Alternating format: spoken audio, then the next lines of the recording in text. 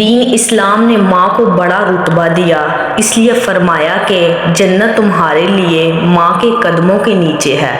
دیکھیے کہ ماں کے جسم میں اس کے پاؤں سب سے نیچی جگہ کی حیثیت رکھتے ہیں، گھٹیا درجہ کی حیثیت رکھتے ہیں۔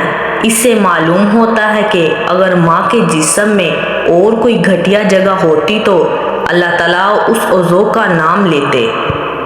یہاں قدم کا نام لیا تو سوچئے اگر ماں کے قدموں تلے وہ جگہ ملتی ہے جس کو جنت کہتے ہیں، یعنی جہاں اللہ رب العزت کا دیدار نصیب ہوگا، تو پھر سوچئے کہ اگر ماں کی دعائیں لی جائیں گی اور اس کی خدمت کی جائے گی اور اس کو خوش کیا جائے گا تو پھر اللہ تعالیٰ جنت کی کیا کیا نعمتیں عطا فرمائیں گے۔ اس لیے دین اسلام نے کہا کہ اگر ماں بوڑھی ہے تو اس کی خدمت سب سے افضل عمل ہے۔ سیدنا ابو ہریرہ رضی اللہ تعالیٰ عنہ ایک صحابی ہیں۔ ان کا بڑا جی چاہا کرتا تھا کہ وہ اللہ کے گھر کو دیکھے، اللہ کے گھر کا دیدار کرے۔ جب بھی حج کے قافلے جانے لگتے تو وہ آتے اور بڑی حسرت اور تمنا کے ساتھ ان قافلوں میں جانے والے لوگوں کو دیکھا کرتے تھے۔ کسی نے کہا کہ آپ خود کیوں نہیں چلے جاتے؟ کہنے لگے کہ نہیں، میری ماں بوڑھی ہے اور ان کی خدمت میرے لیے سب سے افضل عمل ہے، اس لیے میں حج پر نہیں جا سکتا۔ کسی نے کہا کہ تم ایک باندی رکھ لو اور وہ تمہاری ماں کی خدمت کرے گی، تو کہنے لگے کہ ماں کی تو خدمت ہو جائے گی مگر جو رتبے اور درجے مجھے ملتے ہیں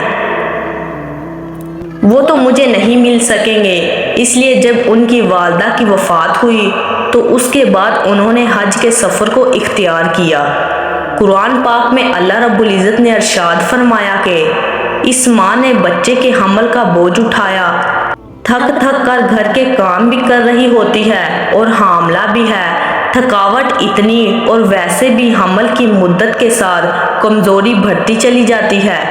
اسی لیے 3 باتیں شریعت نے کہیں کہ یہ ایک وجہ کہ حمل کے دوران تکلیف اٹھائی، اور دوسری پیدائش کی تکلیف اٹھائی، اور تیسری یعنی دودھ پلائی کی تکلیف اٹھائی۔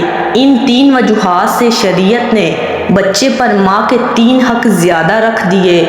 چنانچہ حدیث پاک میں آتا ہے، ایک نوجوان آیا، اس نے کہا، اے اللہ کے محبوب، ماں باپ میں سے میں کس کے ساتھ اچھا سلوک کروں؟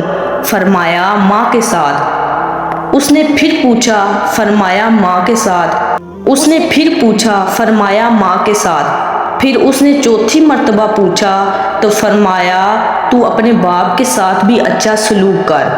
تو 3 مرتبہ جو ماں کا نام لیا اس میں حسن یہ تھا، حکمت یہ تھی کہ شریعت نے اس میں 3 مشقتوں کا تذکرہ کیا اور اس لیے اس کو 3 رتبے عطا کر دیے۔